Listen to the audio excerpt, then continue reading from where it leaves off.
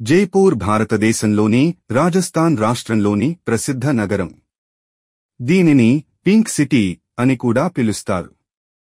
1876లో British రాజు prince of Wales 7వ Edward ఇండియాకు వస్తున్నప్పుడు జైపూర్ నగరాన్ని పింక్ రంగులో రంగించారు.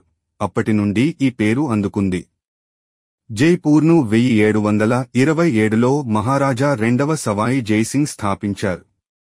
ఈ నగరం తన ప్రత్యేకమైన ఆర్కిటెక్చర్, చారిత్రక కోటలు, ప్యాలెస్లు మరియు పురాతన గజులు వంటి అనేక ప్రసిద్ధి ప్రదేశాలతో ప్రపంచవ్యాప్తంగా ప్రసిద్ధి పొందింది.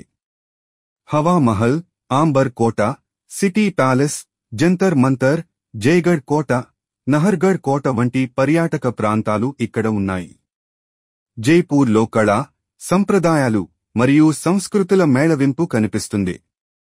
రాజస్థానీ వస్త్రధారణ, సంగీతం, నృత్యం మరియు వంటకాలు విశేషమైనవి.